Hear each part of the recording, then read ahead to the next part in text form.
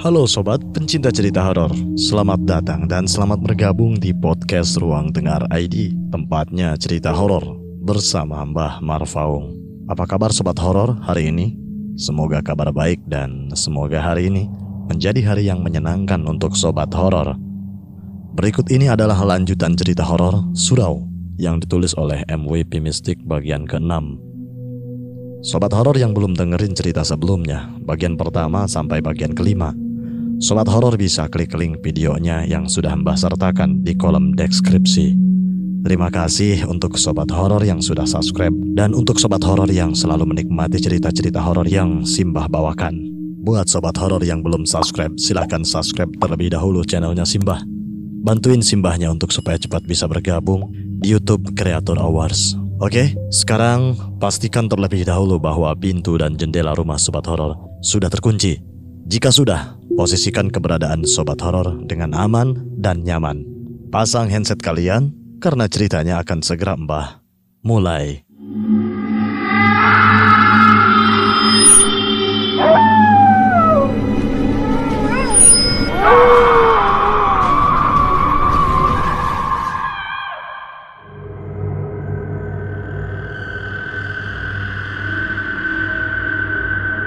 Marhan resmi sendirian menjaga Surau Nurul Palah sepeninggal Niko. Ia berencana akan mengabari Datuk esok pagi saat subuh bahwa Niko sudah tidak lagi terlibat. Ia juga sudah memikirkan alasan-alasan yang tidak akan membuat Datuk Kayo berspekulasi dengan alasan keduanya berpisah tiba-tiba. Tanpa keberadaan Niko, suasana malam di surau benar-benar jauh lebih sepi dari biasanya. Di tengah hening dan sepi itu, nyatanya Marhan masih kesulitan untuk tidur. Ia membolak-balikan badannya agar menemukan posisi ternyaman, namun tidak memberikan hasil apapun. Matanya masih begitu terang terbuka. Sesekali ia memeriksa handphonenya, berharap Niko menanyainya kabar atau semacamnya. Tapi hingga menjelang tengah malam, tidak ada satupun pesan yang masuk ke handphonenya itu. Kalau bukan karena pertengkaran tadi, ia mungkin akan menjadi yang pertama memulai obrolan. Tapi Marhan merasa Niko lah yang harus pertama kali mengungkapkan perkataan maaf. Karena semua ini terjadi atas kelakuannya yang masih belum ia akui hingga akhir perdebatan mereka. Sekarang tinggal bertahan saja, tetap pada pendirian saya. Dan Datuk pasti akan merasa cukup. Batin Marhan yakin pada keputusannya untuk menyingkirkan Niko. Marhan masih belum bisa lupa dengan apa yang tadi ia dan Salma lakukan. Itu adalah pengalaman pertamanya bersentuhan dan bercumbu dengan seorang wanita. Sensasinya benar-benar masih bisa Marhan rasakan di ujung bibirnya hingga sekarang. Marhan tidak lagi memikirkan di mana ia melakukannya dan status keduanya yang belum halal untuk berbuat demikian. Ia menginginkannya lagi.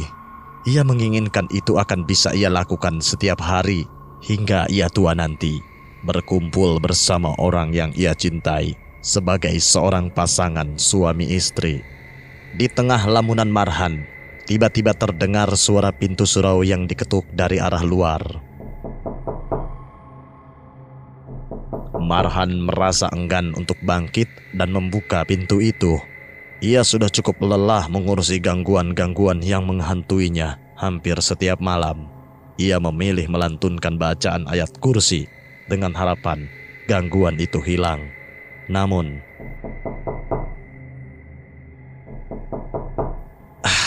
berisik, decak Marhan sambil menutup telinganya dengan bantal dan memaksa matanya untuk tertutup. Ketukan itu masih terulang sekali lagi. Sebelum akhirnya menghilang, Marhan menghembuskan napas lega dan tak lama ia tertidur. Sementara itu di luar, Piri yang tidak mendapati Marhan di dalam surau meski ia sudah ketuk berkali-kali menjadi kebingungan. Ia harus mengabari bahwa Niko kecelakaan dan sedang dirawat di rumah sakit dan tidak tahu kemana harus mengontak orang tua Niko karena akses handphone Niko yang memiliki kunci. Piri sempat terbesit untuk ke rumah Datuk Kayo karena selama ini Niko hanya berinteraksi dekat dengan Marhan serta keluarga Datuk Kayo. Namun mengingat apa yang disebutkan oleh Darwis tentang orang itu, ia memilih mengurungkan niat itu dan kembali ke rumah sakit untuk menyusul Darwis yang bermalam di sana menunggui Reza. Di rumah sakit, Niko perlahan mulai sadar setelah pingsan cukup lama. Ada beberapa luka sobek dan lecet di lutut, tangan, dan pipinya. Selain itu, pergelangan tangan kanannya terkilir hingga membengkak. Namun kondisinya itu masih bisa dikatakan beruntung karena ia terpental ke semak-semak, bukan ke aspal, atau yang terburuk ke kolong truk yang ia salip. Bapak Niko, sudah sadar? Panggil seorang wanita berbaju putih yang saat itu berada di samping ranjang Niko. Dari pakaiannya, Niko bisa mengenali wanita ini adalah perawat dan ia ada di rumah sakit. Niko merasakan seluruh sandinya sakit dan pegal. Beberapa bagian bahkan terasa perih saat digerakkan. Saya habis jatuh ya, Sus? Tanya Niko sambil memperlihatkan luka-luka lecet di tangannya. Iya, Pak. Lain kali hati-hati kalau bawa motor ya, Pak. Untung ada yang bantu antarkan tadi, ujar perawat itu. Oh ya? Sekarang mana orangnya yang nolongin saya? Apa dia sudah pulang? Saya belum bilang terima kasih. Tanya Niko sambil sedikit demi sedikit mencoba menggerakkan anggota tubuhnya yang terasa mengganjal karena kulit-kulitnya yang lecet terbuka. Tidak, Pak. Beliau masih di sini. Biasanya Bapak itu ada di ruang inap anak, Pak. Kebetulan anaknya juga lagi dirawat di sini. Nanti kalau saya ke sana, saya kabari. Ujar suster itu sambil menyelesaikan urusannya dan beliau keluar setelah mengucapkan salam. Niko memperhatikan jam yang ada di ruangan itu. Sudah pukul 1 dini hari. Ia menghela nafas lelahnya. Ia bersyukur masih bisa terbangun meskipun seluruh badannya terasa sakit. Hanya ada pintasan-pintasan kecil di kepalanya di saat-saat terakhir sebelum ia terlempar keluar jalan. Perlahan-lahan Niko memposisikan tubuhnya setengah duduk dengan bersandar pada dipan kasurnya. Itu, Pak, pasien yang Bapak bawa sudah sadar. Ujar suster yang tadi ada di sisi Niko mengarahkan seseorang masuk ke ruangan tersebut beberapa saat kemudian. Niko yang awalnya sudah siap melempar senyuman seketika terkejut karena yang muncul adalah Pak Darwis. Tatapannya masih dingin seperti biasa. Setelah berterima kasih pada suster itu dan memberikan gestur anggukan, Pak Darwis mendekat ke arah Niko. Pak Darwis, Bapak yang... terima kasih banyak sudah menolong saya, Pak. Ujar Niko sambil sedikit menggerakkan kepalanya. Pak Darwis hanya mengangguk kecil lalu merogoh sakunya. Saya kemari hanya mau menghantarkan ini. Tadi terjatuh dan saya pungut di dekat motormu. Sepertinya tidak rusak, tapi saya tidak apa-apakan karena tidak tahu cara pakainya. Ujar Pak Darwis sambil menyodorkan handphone Niko. Oh iya, Pak. Niko menerima dengan tangan kiri karena tangan kanannya yang sakit dan masih bengkak. Saya sudah suruh Piri pulang ke desa dan bilang ke temanmu itu kalau kamu kecelakaan. Nanti mereka akan ke sini. Motormu ada di parkiran depan. Setangnya sedikit bengkok, ujar Darwis. Baik, Pak. Niko tidak mengomentari lebih lanjut. Kalau bisa, justru ia ingin Marhan tidak mengetahui hal ini. Kamu mau kemana malam-malam bawa motor sekencang itu? Darwis tiba-tiba saja bertanya. Saya mau pulang, Pak, ke rumah. Saya sudah tidak jadi marbot surau lagi. Niko mengaku. Mendengar itu, Darwis terlihat terkejut. Kenapa? Kalian pergi karena ada sesuatu? Potong Darwis. Tidak, hanya saya saja yang pulang. Marhan teman saya yang satu itu masih di sana. Saya ada urusan di rumah, ujar Niko. Mendengar jawaban ini, wajah terkejut Darwis tadi menghilang. Ia kembali dingin.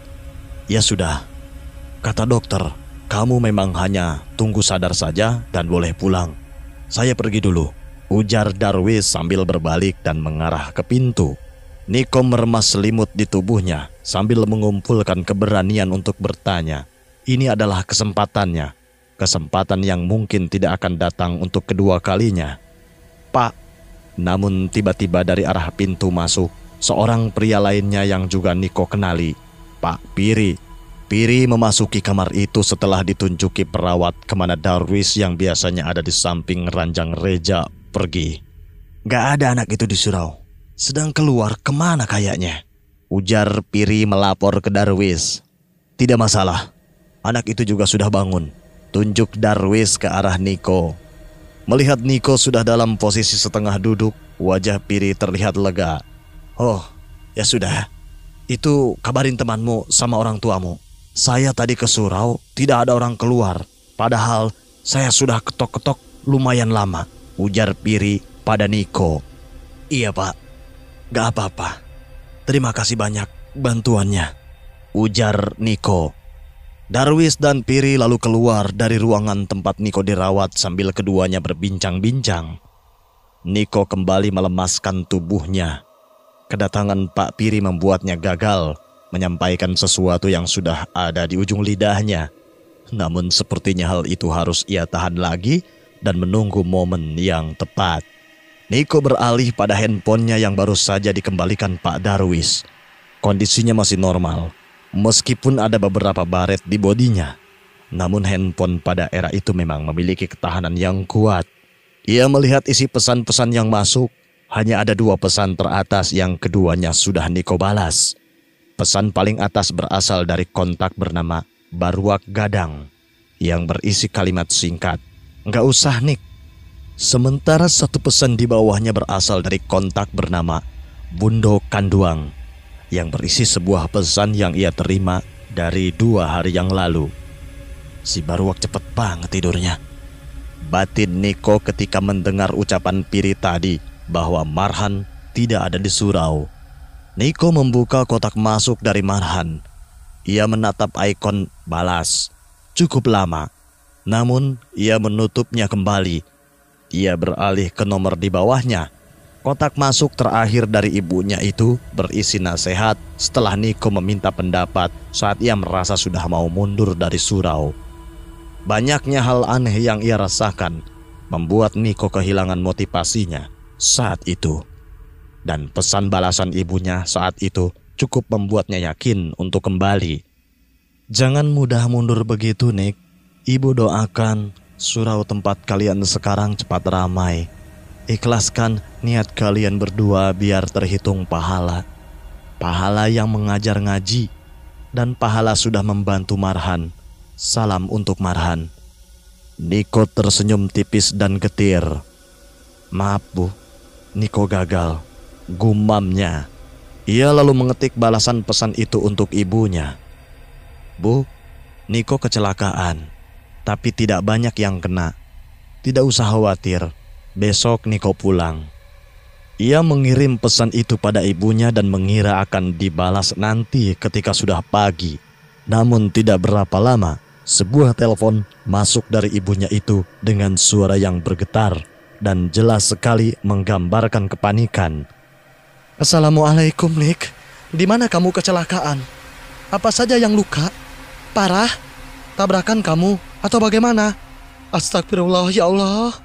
Tanpa memberikan waktu untuk Niko menjawab, ibunya menyecari Niko dengan pertanyaan yang bertubi-tubi. Waalaikumsalam.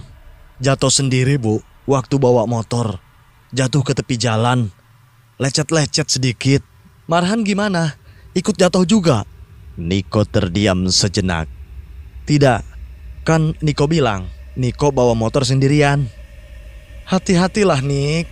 Masih untung kamu tidak apa-apa. Sekarang kamu lagi di mana? Surau? Tanya ibu Niko. Iya Bu, jawab Niko lalu menggigit bibirnya setelah berbohong. Kamu habis kecelakaan itu memangnya bisa pulang? Ada yang dicari di rumah? Atau ada yang ketinggalan? Biar ibu suruh ayah yang antar. Tanya ibu Niko. Iya Bu, besok insya Allah saya pulang. Nanti kita ngobrol dulu tentang apa yang terjadi. Kenapa? Ibu yakin lu kamu parah ya? Nanti suruh Marhan yang bawa motor ya? Niko bisa sendiri Bu. Marhan tidak ikut, Niko pulang buat tinggal seterusnya di rumah. Saya sudah tidak lanjut di surau ini. Suara dari ujung sambungan ibu Niko diam untuk beberapa waktu. Apa yang terjadi, nak? Niko gagal, Bu. Di surau, Marhan tidur bagaikan orang mati dan melewatkan waktu tahajud, bahkan hampir ketinggalan subuh. Dalam tidurnya itu, ia bermimpi sesuatu yang aneh. Ia melihat di hadapannya ada sebuah tali yang tengah ditarik oleh tangan pria dengan cincin berwarna merah terang di jari tengahnya. Sementara dari arah belakang, ia mendengar suara seseorang yang tengah tercekik. Suara yang sama yang ia dengar beberapa waktu lalu dari arah syap wanita. Suara erangan itu terdengar sangat pilu dan menyakitkan. Namun Marhan tidak bisa menoleh ataupun bergerak. Ia bahkan tidak bisa melihat wajah kedua orang itu. Namun mimpi itu hanya sampai di sana. Ia tersentak bangun saat sebuah salam mengejutkannya. Dan itu berasal dari suara Datuk Kayo. Marhan awalnya terkejut, Datuk sudah ada dalam surau. Padahal semua pintu terkunci. Ia sempat mengira Datuk yang membangunkannya adalah jin. Namun dengan tertawa, Datuk menunjukkan kunci cadangan yang ia punya. Datuk sengaja membawanya karena tidak mendengar suara azan dari surau. Padahal waktu subuh sudah masuk. Niko kemana?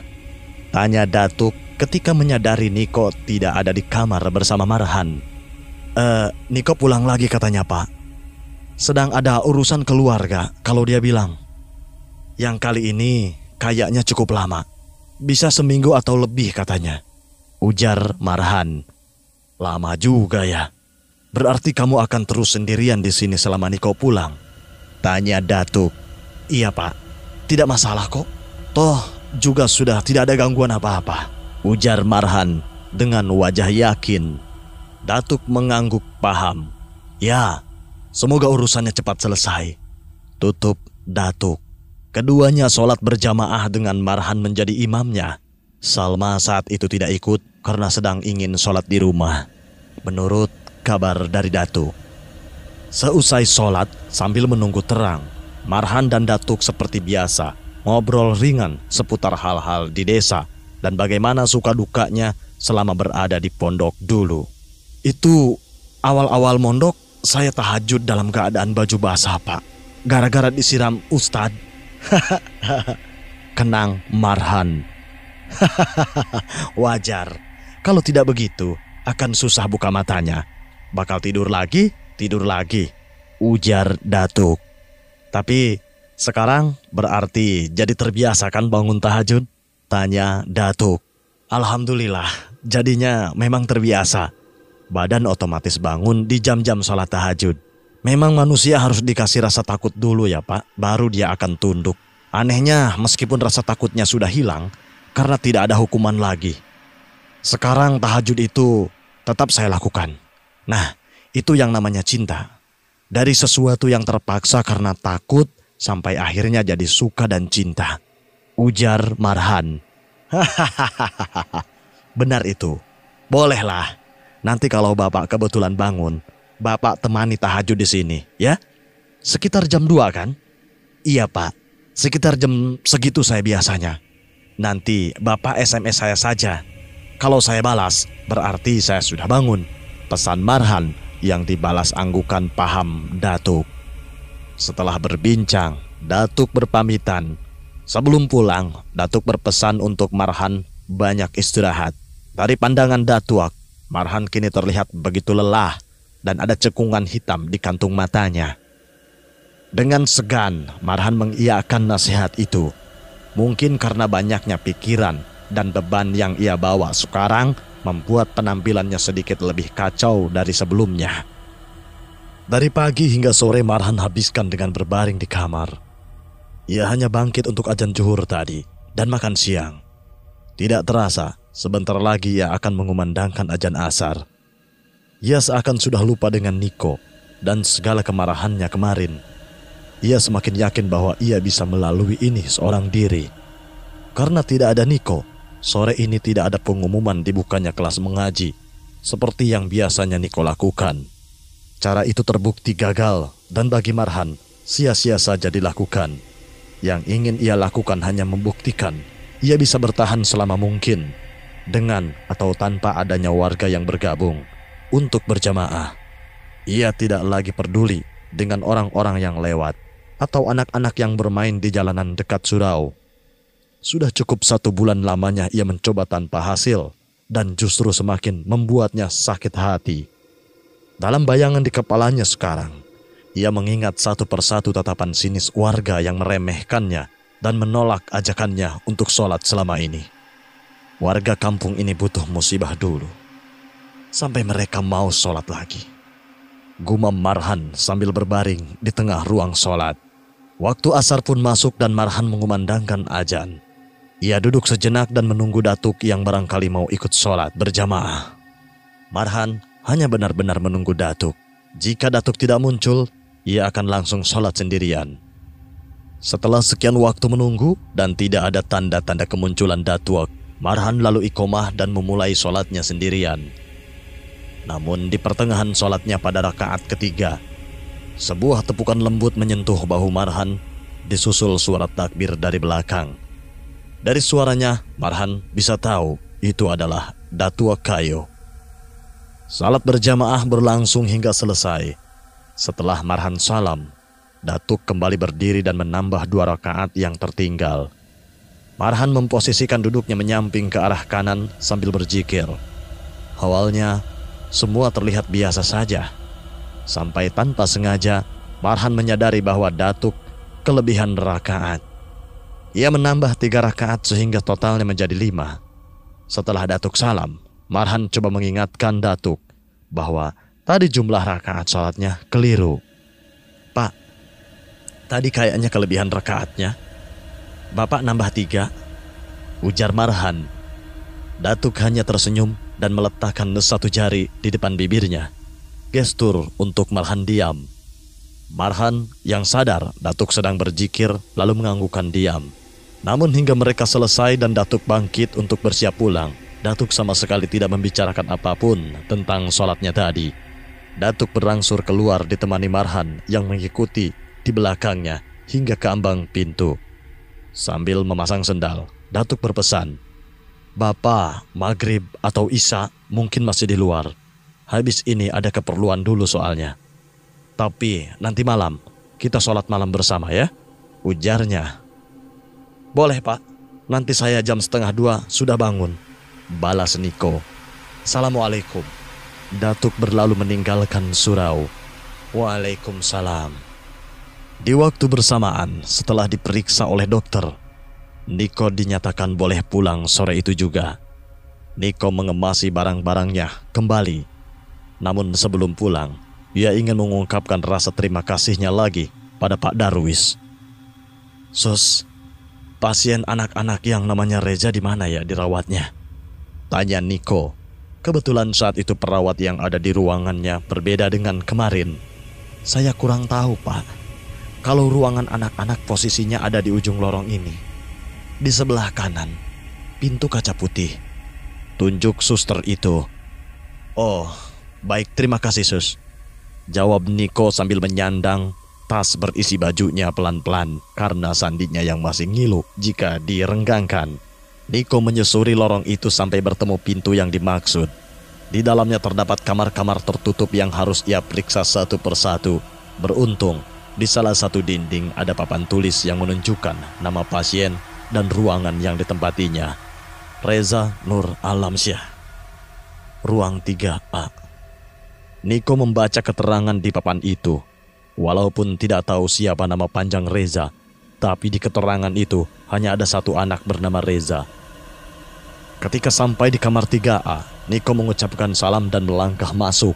Ada 3 ranjang di sana dan hanya 1 ranjang yang terisi pasien. Seorang anak yang tengah tertidur dengan mulut yang menganga dan badan yang menegang. Kulitnya kekuningan dan matanya tidak sepenuhnya terpejam. Ada beberapa infus menempel di tangannya.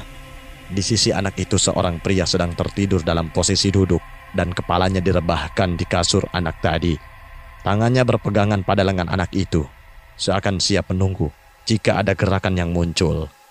Assalamualaikum, Pak Darwis. Sapa Niko dengan suara pelan sambil menyentuh tubuh Pak Darwis. Darwis tersentak bangun dengan mata yang memerah dan rambut kusut. Ya, ada apa? Tanyanya. Pak, saya sudah bisa pulang. Terima kasih untuk bantuannya. Sudah menyelamatkan nyawa saya. Ujar Niko dengan membungkuk. Ya, pulanglah. Ujar Darwis seakan tidak peduli dengan lembutnya ucapan Niko. Saya minta maaf atas kejadian kemarin. Saya turut berduka cita juga, Pak, atas meninggalnya nenek. Dan saya minta maaf karena membuat Reja begini. Kalau memang ini karena saya minta maaf dan mewakili Marhan. Saya juga minta maaf. Darwis tidak mengiyakan permintaan maaf itu. Ia mengepalkan tangannya dengan kuat. Genggamannya bergetar. Urat-urat di tangannya menebal. Pandangannya tertuju pada Reja yang masih belum sadarkan diri dalam waktu yang lama. Terserah kamu. Pulanglah dan jangan urusi orang lain lagi tanpa orang itu minta. Bentak Darwis. Pak, saya minta maaf. Niko menantikan kata iya terlontar dari mulut Darwis. Dan ia akan terus meminta maaf sebelum Darwis benar-benar memaafkannya. Mau kamu apa? Belum cukup kalian ambil semua yang saya punya. Darwis bangkit dari duduknya dan beranjak ke pintu. Dimintai maaf secara terus-menerus membuatnya gerah dan tidak nyaman. Pak Darwis, panggil Niko. Darwis yang sudah ada di ambang pintu berhenti, namun tidak berbalik. Ia tidak menjawab panggilan itu, tapi ia terlihat menunggu Niko melanjutkan kalimatnya. Saya yakin Bapak orang baik. Darwis mendengus, lalu melanjutkan membuka pintu tanpa memperdulikan kalimat Niko. Yang Bapak tabur di sana waktu itu sebenarnya air ruqyah untuk mengunci apa yang ada di surau agar tidak keluar, kan? Sambung Niko lagi. Kali ini Darwis berhenti di posisinya. Kalimat yang Niko ucapkan cukup mengejutkannya. Saya tahu Bapak sengaja menyirami sekeliling surau dengan air garam waktu itu, kan? Tepat sebelum kami meruqyah surau. Pak Darwis sudah meruqyahnya duluan. Niko melanjutkan ucapannya. Darwis berbalik dan menghadap Niko yang kini matanya mulai berkaca-kaca. Saya tahu air garam bukan dipakai untuk hal buruk. Saya tahu Bapak orang baik. Namun Darwis kembali berbalik dan membuka pintu sambil bergumam. Jangan kira kata-kata anak buah si Kayo bisa membuat saya luluh. Ujar Darwis lalu meninggalkan ruangan itu. Niko menghela nafasnya. Ia sudah cukup sabar sejauh ini menghadapi Pak Darwis. Bagaimanapun ia orang yang keras, namun Niko yakin ada suatu alasan yang Pak Darwis miliki. Niko lalu memandangi Reza. Air mata Niko meleleh, mengingat bagaimana cerianya Reza sore itu saat mendapatkan makanan darinya, hingga wajah ceria itu sudah pudar dan hanya menyisakan wajah penuh kesakitan. Reza, cepat sembuh ya, Dek. Ujar Niko sambil mengusap lembut kepala Reza dan meninggalkannya. Niko lalu bergegas ke parkiran. Saat itu ia cukup kesulitan mencari cara di mana posisi motornya berada. Namun setelah sekian lama, ia akhirnya menemukan motor miliknya. Namun masalah belum selesai sampai di sana. Saat ia mencoba menarik tuas gas, tangan kanannya yang terkilir sakit luar biasa. Ia bahkan tidak sanggup memutar gas motornya karena rasa sakit itu. Beruntung, tanpa diduga, Piri datang dengan motornya sambil menenteng beberapa plastik makanan. Pandangan keduanya bertemu dan Niko memberikan gestur menyapa. Piri mengangguk dan tersenyum menyapa balik. Sudah boleh pulang? Tanyanya. Iya, Pak. Izin pulang dulu ya. Terima kasih sudah menolong saya. Ujar Niko sambil menyodorkan tangannya hendak bersalaman. Piri menyambut salam itu dan tanpa sengaja meremas tangan Niko yang segera membuatnya meringis kesakitan. Piri baru sadar tangan Niko masih membengkak dan kaku. Maaf, masih sakit ya? Bengkak begitu? Memangnya kamu masih bisa bawa motor? Tanya Piri. Saya usahakan, Pak. Bahaya, sebentar, kita masuk dulu. Saya makan ini dulu sama si Darwis. Nanti kami antar kamu ke rumah. Jawab Piri. Nggak usah, Pak. Niko coba mencegah, tapi Piri mencabut kunci motor Niko dan memaksanya masuk lagi ke dalam. Setibanya di dalam, di sana, Darwis sudah duduk di tempatnya tadi seperti semula. Saat keluar sebelumnya, ia hanya bersembunyi sampai Niko pergi. Namun, ia dikejutkan dengan Niko yang ikut bersama Piri. "Ini makan malammu," ujar Piri sambil menyerahkan nasi bungkus yang ia bawa pada Darwis. Darwis menerimanya, namun matanya memperhatikan ke Niko yang ada di belakang Piri. Kenapa anak itu masih belum pergi? Pikirnya. Pergelangan tangan dia bengkak, susah buat bawa motor sejauh itu. Daripada kenapa-kenapa, mending kita antarkan dia ke rumahnya. Jelas Piri yang memang terlihat lebih ramah daripada Darwis. "Buat apa, Pir? Dia bisa pulang sendiri," bisik Darwis. "Kamu kalau mau bantu orang itu jangan setengah-setengah. Bayangin kalau kita sudah capek-capek bawa dia ke sini dan selamat. Nggak taunya di jalan nanti kecelakaan lagi karena tangannya ini dan akibatnya lebih fatal. Percuma kamu selamatkan dia kemarin," ujar Piri. Darwis terdiam. Ia tidak bisa membantah kalimat Piri itu. Dengan kesal ia menyuap makanannya dengan emosi. Sementara Piri tanpa rasa bersalah membuat dua orang yang bersih tegang itu kembali berhadap-hadapan sambil menunggu ia selesai makan. Setelah menitipkan Reza ke suster di sana, Darwis dan Piri bersiap menghantarkan Niko pulang. Mereka menggunakan dua motor. Motor Piri dikendarai Darwis sendirian, sedangkan motor Niko dibawa oleh Piri dengan membonceng Niko di belakangnya. Niko dan Darwis berada di depan, dengan Darwis mengikuti di belakang. Sejauh setengah perjalanan, Niko dan Piri sama-sama diam. Namun diamnya Niko saat itu karena ia sedang berpikir untuk menanya-nanya Piri. Orang yang di luar dugaan begitu ramah dan baik, tidak seperti Darwis ataupun kebanyakan penduduk desa lainnya. "Pak Piri," panggil Niko dari belakang. "Iya." "Saya boleh tanya, Pak?" "Saya boleh nanya, Pak." "Nanya apa?" "Tentang surau," tebak Piri yang tentu saja membuat Niko tersentak. "Iya, Pak. Kalau kamu mau nanya tentang surau, jangan ke saya. Saya juga pendatang di Limau Bareh itu. Baru setahun lebih sedikit. Tuh, kalau mau tanya-tanya tentang surau, tanya sama orang di belakang itu." Tunjuk Piri pada spion yang mengarah pada Darwis di belakangnya. "Saya awalnya juga tidak tahu apa-apa, kecuali dari dia. Dia yang larang saya sholat di Surau Nurul Palah dan bilang surau itu terkutuk. Atau apalah. Ya karena dia lebih tahu dari saya. Dan dia warga lokal yang dari lahir sudah di Limau Bareh. Saya ikut saja," tambah Piri. Iya, beliau juga bilang itu ke kami. Tapi tidak pernah dikasih tahu alasannya apa. Sebenarnya Datuk Kayo sudah menjelaskan. Tapi entah kenapa saya mau tahu juga dari sisi lain," ujar Niko. "Memangnya kamu banyak ngalamin yang aneh-aneh selama tinggal di sana?" tanya Piri. "Banyak, Pak."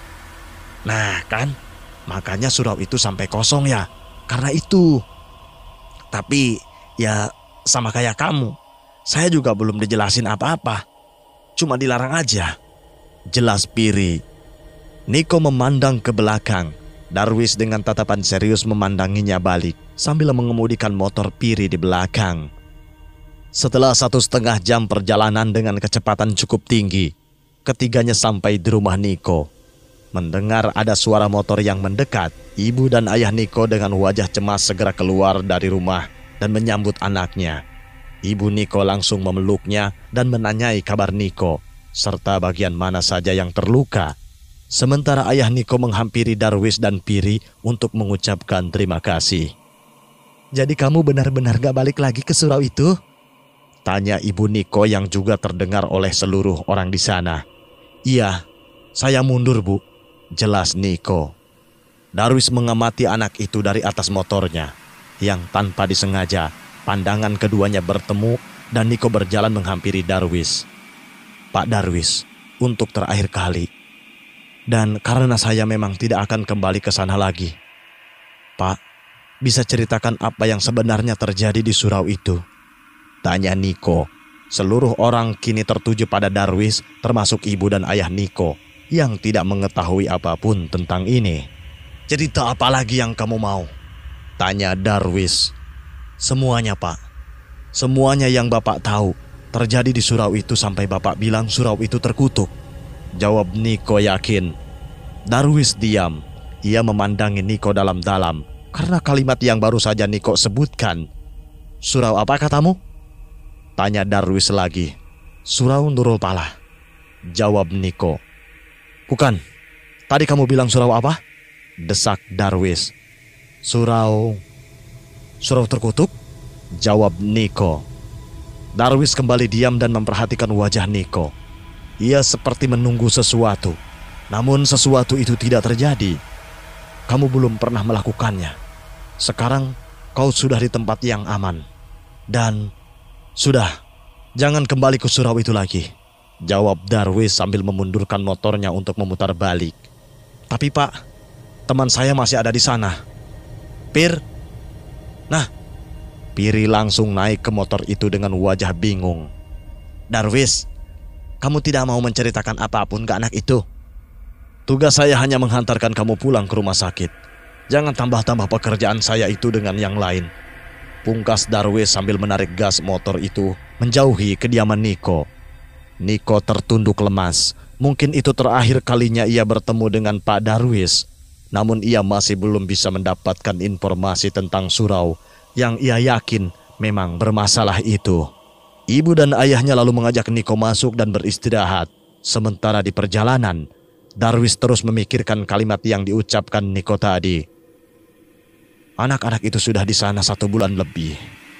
Tapi anak tadi masih bisa mengucapkan kata itu. Apa mereka belum pernah menyembah dia? Pikir Darwis dalam diamnya. Piri tiba-tiba saja membuka obrolan. "Darwis, menurutku anak tadi masih bersih," ujar Piri. "Apa kau tidak mau menyelamatkan anak yang satunya?" tanya Piri lagi. "Tidak. Satu-satunya yang ingin saya selamatkan sekarang itu hanya Reja." Darwis dan Piri baru tiba di rumah sakit lagi pada tengah malam. Sepanjang perjalanan ia tidak lagi berbicara dengan Piri. Begitupun dengan Piri yang sudah membaca bahwa pikiran Darwis sedang tidak baik malam itu. Setelah memarkirkan motornya, Darwis dan Piri kembali ke ruangan tempat Reja dirawat. Keadaannya masih sama seperti saat ia ditinggalkan tadi. Kesehatannya belum membaik meski sudah 1 minggu lamanya Reja dalam kondisi seperti itu. Keduanya duduk di ruangan itu dalam diam yang cukup lama. Piri hanya memandangi Darwis yang selalu duduk di samping ranjang Reja. Kalau bukan karena keberadaannya di sana, mungkin Darwis tidak akan mau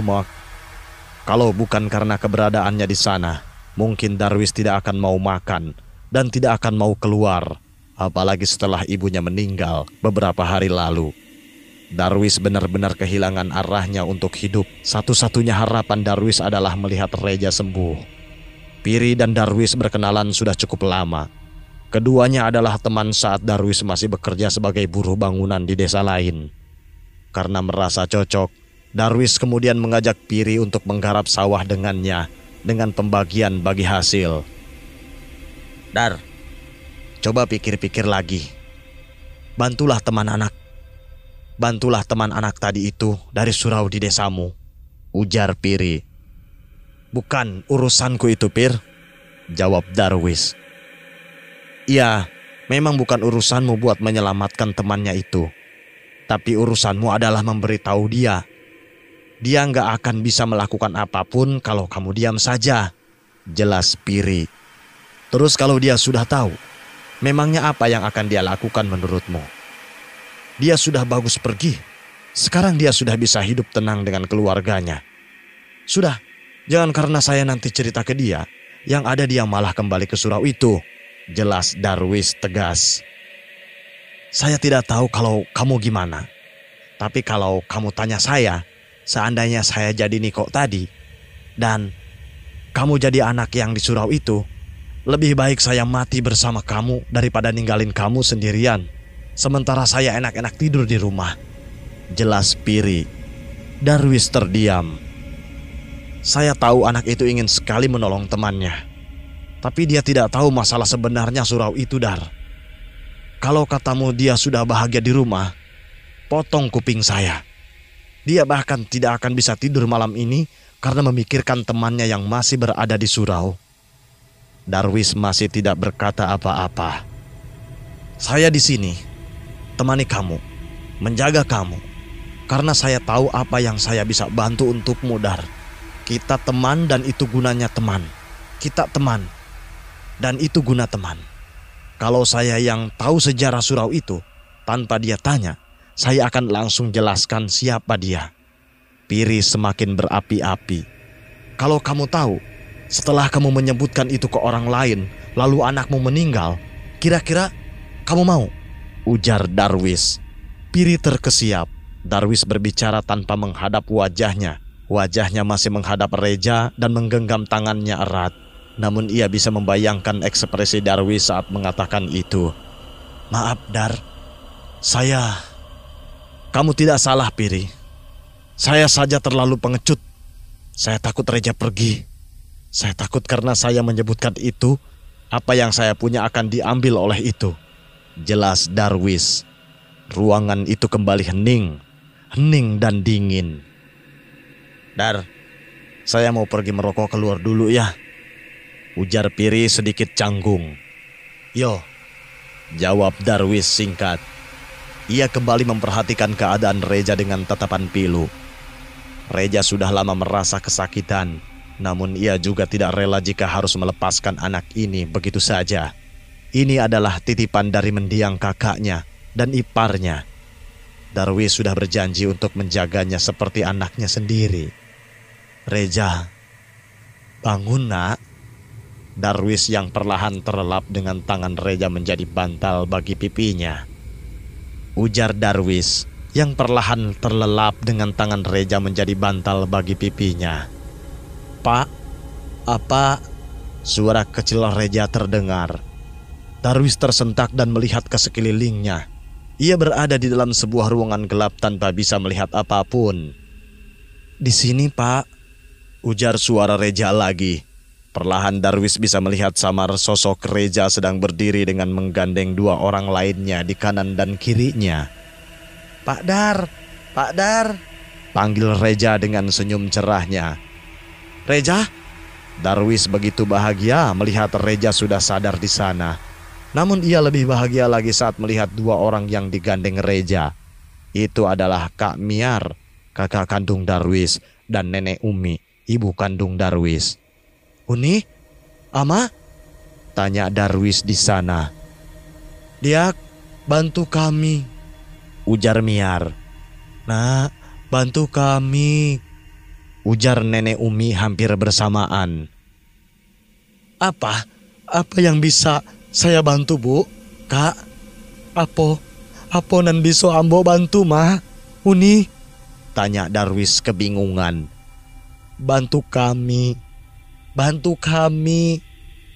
"Iyo, bantu apa, Uni? Ma, anan bisa ambo bantu." Lalu perlahan, sosok Kak Mar dan Nenek Umi berubah. Kini Reja menggandeng dua orang laki-laki, Niko dan Marhan. "Pak, bantu dua abang Kak, Pak. Pak, bantu dua abang kok, Pak." "Hah?" Darwis tersentak bangun. Peluhnya membanjiri selimut Reja tempatnya menaruh kepala. Ia melihat ke arah Reja yang masih dalam keadaan tidak sadar. Bukan seperti yang ada di mimpinya tadi. "Reja, minta Bapak bantu dua abang itu." Tiba-tiba saja bola mata Reja yang masih dalam tertutup bergerak. Seakan ia sedang mengiyakan pertanyaan Darwis. Darwis yang melihat ini tertegun. Iya nak, Bapak akan bantu dia." Darwis berlari keluar ruangan untuk mencari Piri.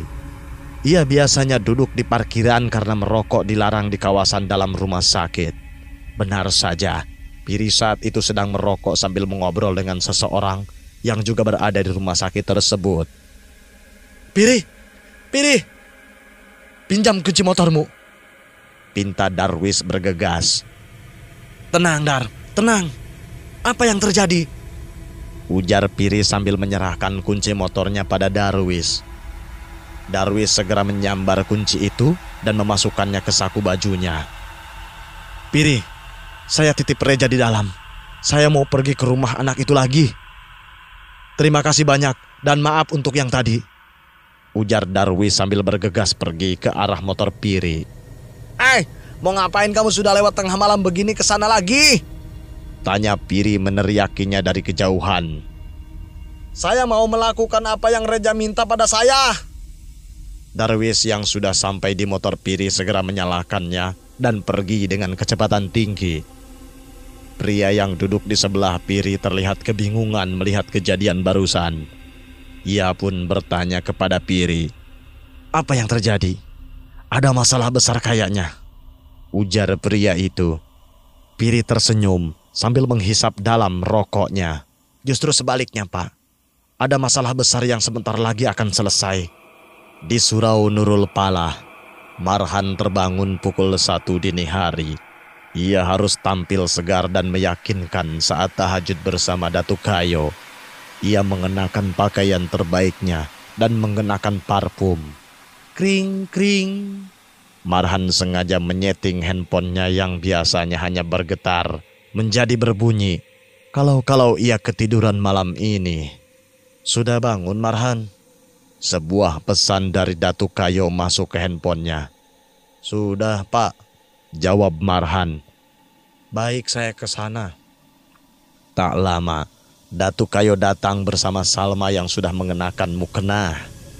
Melihat kehadiran Salma, wajah Marhan sumringah. Agaknya baru kali ini tahajud yang biasanya ia lakukan dengan was-was dan ketakutan akan berjalan dengan baik dan tenang sebagaimana seharusnya. Marhan menyalami Datuk dan segera mempersilahkan Datuk untuk menjadi imam. Ia melakukan itu untuk basa-basi karena pasti dirinya lah yang akan ditunjuk menjadi imam seperti biasa. Namun kali ini Marhan salah. Datuk maju dan menjadi imam untuk sholat tahajud malam itu. Mereka sholat di bagian tengah surau. Datuk menjadi imam. Di kanannya ada Marhan dan 2 saf di belakangnya ada Salma. Allahu Akbar. Datuk bertakbir tanda dimulainya sholat yang diikuti Marhan dan Salma di belakang. Datuk sengaja mengeraskan bacaannya. Ia memilih beberapa surah pendek, juz 30, sebagai bacaan sholatnya.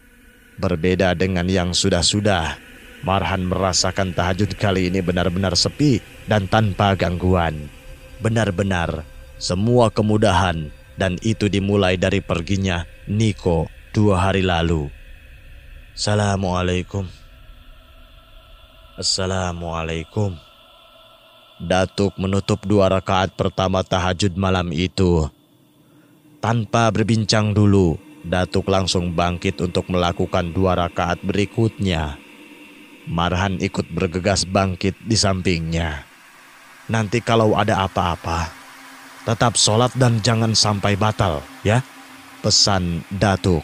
Marhan ingin bertanya apa maksudnya, namun Datuk sudah terlebih dahulu memulai takbir. Allahu Akbar. Pada rakaat ini, Datuk membaca surah yang cukup panjang. Berbeda dari sholat sebelumnya, yang hanya membaca surah pendek. Kali ini Datuk membaca surah Al-Jin. Awalnya bacaan Datuk baik-baik saja, hingga pada pertengahan surat, Marhan menyadari ada beberapa kata yang salah dan benar-benar mengubah maknanya. Marhan yang tahu akan hal itu segera mengkoreksi bacaan Datuk. Namun alih-alih membenarkan bacaannya, Datuk meneruskan bacaan tersebut tanpa mengulanginya. Meskipun suara saat itu hanya berasal dari bacaan Datuk, tapi Marhan merasa surau itu terasa begitu ramai. Ada suara-suara yang berputar di kepalanya dan membuyarkan konsentrasinya dalam menyimak bacaan Datuk, yang akhirnya membiarkan Datuk menyelesaikan bacaannya yang banyak kesalahan itu. Allahu Akbar. Allahu Akbar. Datuk sujud dan kemudian disusul oleh Marhan dan Salma. Allahu Akbar. Datuk duduk di antara 2 sujud.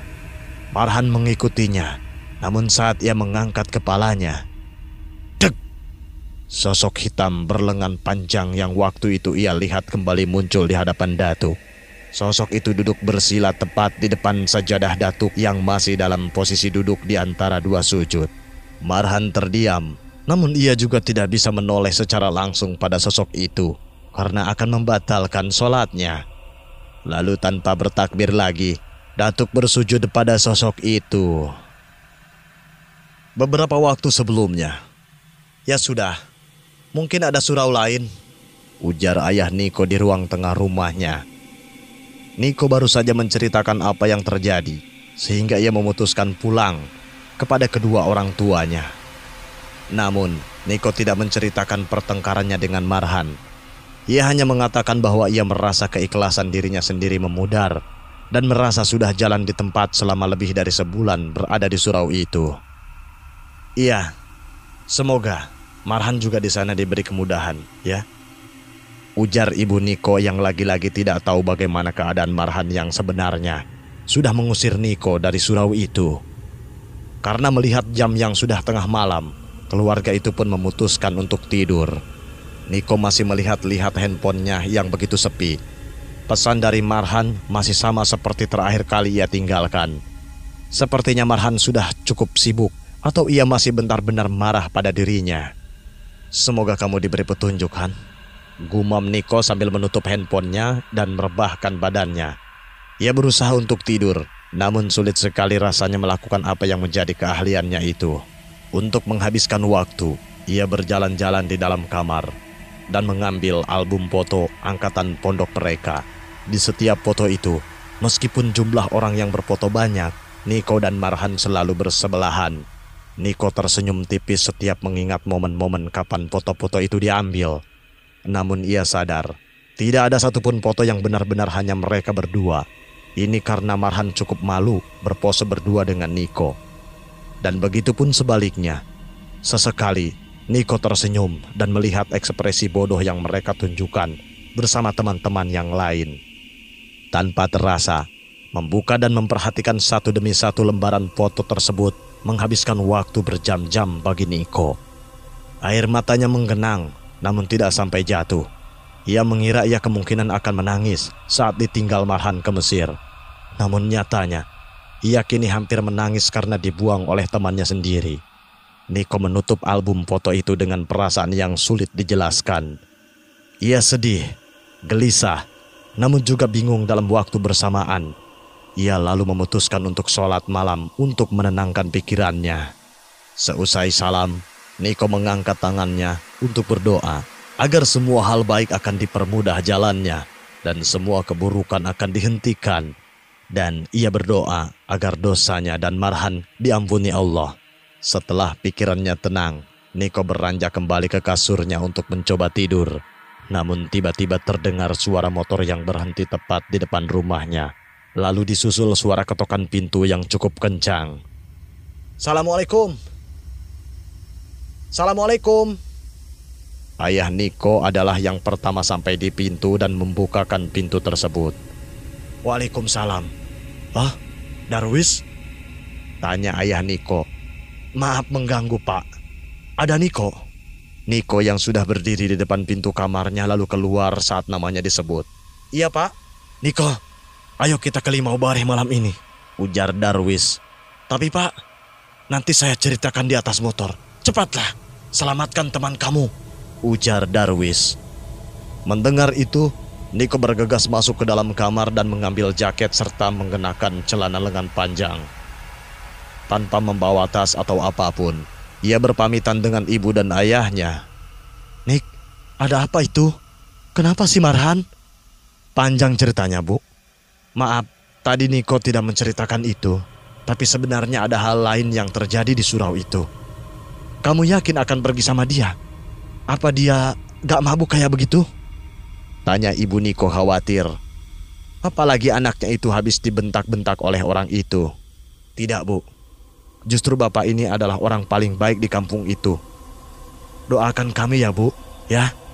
Assalamualaikum." Pamit Niko. Niko naik ke atas motor itu dan segera pergi meninggalkan kediamannya. Di tengah perjalanan, Darwis memulai pembicaraan mereka berdua. "Sebatas apa kamu tahu tentang surau itu?" tanya Darwis sambil mengemudi motor. Sebatas ada kasus gantung diri, lalu warga jadi pada takut untuk ibadah di sana lagi, Pak. Ujar Niko. Datuk Kayo yang menceritakan itu? Iya. Ada nama saya disebut dalam cerita dia? Tanya Darwis. Ada. Apa dia bilang? Maaf kalau tersinggung, Pak. Tapi Datuk bilang Pak Darwis yang menemukan jenazah gantung diri itu. Lalu mengompori masyarakat agar tidak sholat di sana lagi karena surau sudah terkutuk. Darwis menghentakkan kakinya di pedal motor karena kesal. Dia bilang siapa yang gantung diri di situ? Tanya Darwis lagi. Orang gila, Pak. Matilah kau Datuk Kayo, umpat Darwis. Jantung Niko berdegup kencang. Selain karena Darwis yang terus marah-marah, kecepatan motor ini cukup tinggi dan dikendarai oleh orang yang sedang emosi. Ya Allah, jangan jatuh lagi, doanya dalam hati. Sudah, itu saja yang kamu tahu tentang surau itu. Iya, Pak. Sekarang dengarkan ini. Datuk Kayo itu sudah berbohong sama kamu. Sama temanmu juga. Semuanya. Kau tahu siapa yang gantung diri di sana? Yang disebut Datuk itu orang gila? Dia adalah kakak saya, Miar, ibu dari Reja. Niko terkejut mendengar hal itu. Pertama, karena orang gila yang dikatakan tidak tahu identitasnya itu ternyata adalah orang desa Limau Bare. Dan yang kedua, Reja bukan anak kandung dari Pak Darwis. Tentang saya yang menemukan jasadnya pertama kali itu benar. Saya juga menurunkan jasadnya waktu itu. Tapi saya sampai hari ini akan terus bilang, kakak saya bukan bunuh diri, tapi dia dibunuh di surau itu. Ujar Darwis emosi. Kenapa, Pak? Tidak ada tangga, tidak ada pijakan atau apapun. Tapi saat saya temukan, kakak saya meninggal di tengah-tengah ruangan dengan posisi badan 1 meter dari tanah. Astagfirullahaladzim. Bagaimana caranya orang gantung diri bisa berada di posisi itu? Dari awal, saya yakin dia dibunuh dan digantung, bukan gantung diri. Apa orang lain tidak ada yang curiga, Pak? Saya sudah bilang ke semua orang, tapi orang lebih percaya Datuk itu. Dia orang kedua yang datang ke surau dan membukakan pintu agar jenazah kakak saya diturunkan. Tapi dia bilang, kakak saya naik kursi yang padahal saat saya datang, kursi itu tidak ada dan baru dikeluarkan saat warga pada datang. Mata Niko berkunang-kunang karena mendapatkan sudut pandang yang begitu jauh dari apa yang ia tahu selama ini.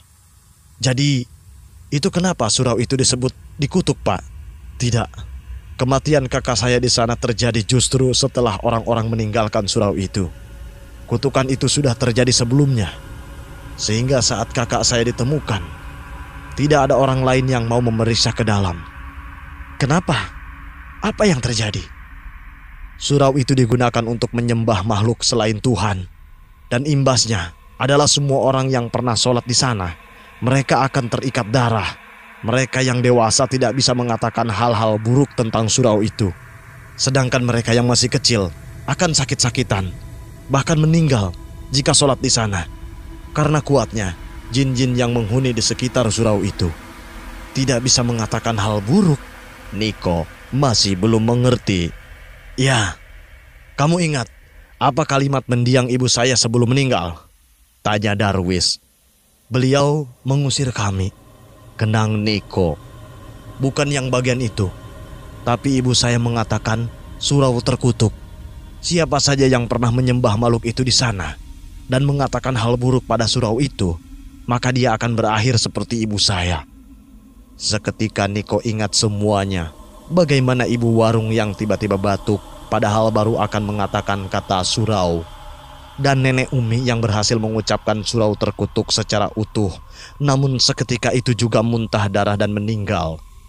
Namun Niko menyadari satu hal.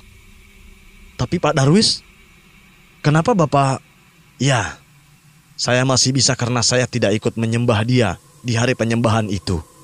Hari penyembahan? Hari itu warga desa berkumpul di Surau Nurul Pala untuk sholat maghrib. Sangat ramai. Di sana mereka melakukan penyembahan itu hingga terkait darah. Dan pantangan untuk tidak boleh berkata apapun tentang keburukan surau mulai terjadi. Tapi Saya dan Marhan juga sholat di sana dan kami bisa mengucapkan kata itu, Pak. Siapa yang menjadi imam sholat kalian? Tanya Darwis. Marhan, Pak. Teman saya itu. Jawabannya, karena kalian masih diimami sama temanmu itu. Sedangkan hari itu, yang jadi imam adalah Datuk Kayo. Awalnya semua aman dan seperti biasa.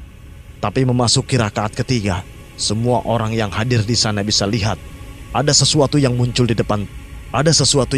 depan tempat imam, tepat di hadapan Datuk. Orang-orang di saf depan sudah ketakutan dan mau pergi, termasuk saya. Tapi di antara sebanyak itu jamaah, hanya saya yang berhasil batalkan sholat dan pergi keluar. Sedangkan yang lainnya lanjut sholat berjamaah, walaupun beberapa di antara mereka sudah menggigil dan menangis karena ketakutan. Saya jelas sekali melihat itu, dan rakaat ketiga itu, Datuk sholat 3 kali sujud dan menyembah ke arah makhluk itu, dan diikuti oleh semua orang yang hadir. Niko terenganga. Sepertinya itu sosok yang sama persis ia lihat disembah oleh Marhan di mimpinya kemarin. Tapi untuk apa, Pak? Kenapa Datuk melakukan itu? Tanya Niko masih mengontrol nafasnya yang mendesak-sesak mendengarkan cerita itu. Itu saya tidak tahu. Bahkan untuk mengatakan semua salah Datuk, saya juga belum berani. Karena saya tanpa bukti apapun. Tiba-tiba saja hujan rintik-rintik turun di jalan yang keduanya lalui. Intinya, kita harus selamatkan temanmu itu segera.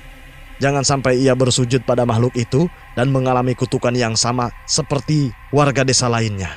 Ujar Darwis sambil menembus gerimis dini hari itu.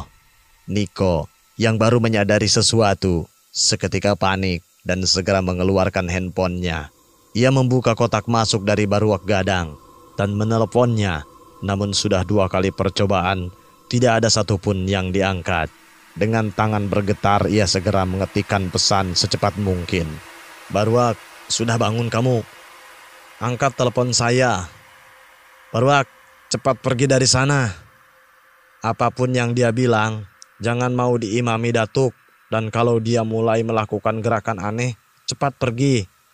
Datuk masih dalam posisinya sujud di hadapan sosok itu. Sementara Marhan hanya terdiam kaku dengan pandangan yang masih tertuju pada sajadah tempatnya bersujud. Marhan menggigit bibirnya. Air matanya menggenang hingga membuat seluruh pandangannya buram terhalang air mata. Tubuhnya bergetar hebat dan tangannya mengepal keras. Kring, kring, kring, kring, kring, kring. Handphone yang ada di kamar Marhan berbunyi, menandakan pesan yang masuk secara bertubi-tubi ke nomornya. Namun ia tidak bisa berbuat apa-apa. Kenapa?